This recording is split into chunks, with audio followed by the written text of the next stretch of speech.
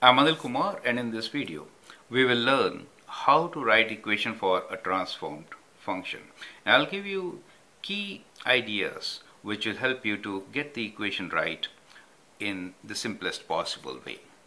The question here is determine the equation of the transformed square root function. That means we're talking about a parent function which is square root function, right? So parent function to start with, or the original function here, is square root of x. This is what we're talking about. So first consider what square root of x looks like, right? So what I'll do here is just sketch square root of x. We know 0, 0, 1, 1, and at 4 square root 4 is 2, and square root of 9 is 3. So that gives me square root x function. It's kind of like this, right? So as I sketch this function, I can see that this given function is kind of stretched also. So we are looking not only for translations but also for stretches and compression, right? So that's a good idea. So I hope you appreciate that part. Now, going from writing equation from a transformed equation, we have to move in the backward direction, reverse kind of operation, right? Reverse of what we use for sketching. So the reverse operation is first look for transformations. So first we have to look for parent function, then we have to look for translations, right? So as far as the translations are concerned, what we observe here is this is the original point, and let us say the graph is moving like this, and that becomes your original point on the transform function. Its location is 1, 2, 3 units left. We say translation is 3 left, and 1 down and 1 down, right? So that is the translation. Now once you know this translation, you can actually write down part of your equation. When I say part of the equation, what do I mean? I really mean that transform function, when we'll write, let's say this is g of x, we'll write g of x as equals to a times original function. Let's say original function is f, k times x minus p plus q. That is what we will write. Now from this translation, we know that the value of p is equals to minus 3, that is 3 left, and the value of q is 1 down, means minus 1. So we have already found p and q in this particular equation. Now let's look into stretches and compression, right? So the multiplication factor. So we'll look for stretch or compression. So whenever we are looking for stretch and compression, in our graph we will assume all for vertical.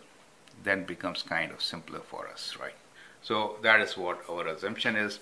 That is to say, we are saying at the moment that k value is 1.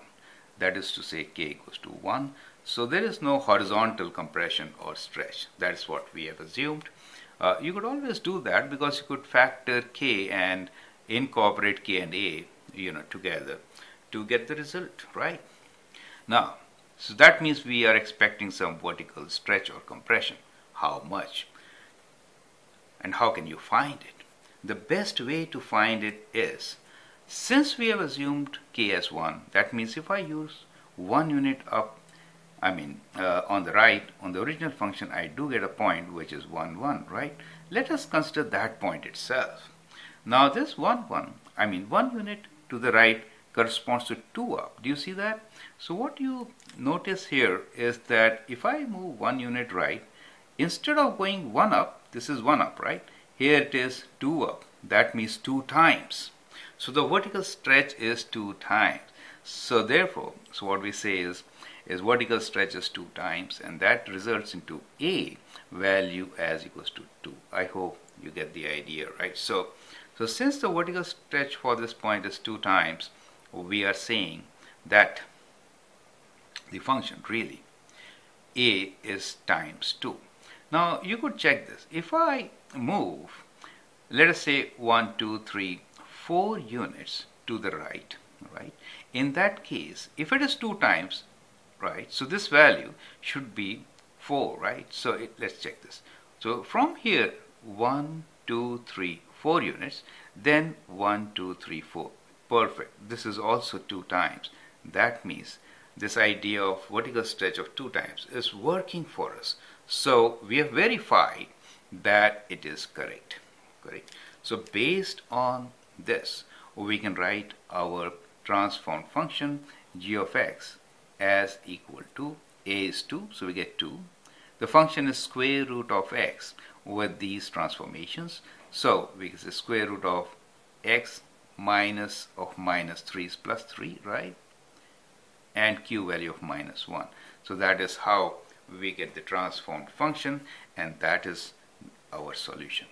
It's a good idea to verify the solution. Okay, so we did verify with few values, but what as an exercise you can do is you can actually verify it for most of the key values. So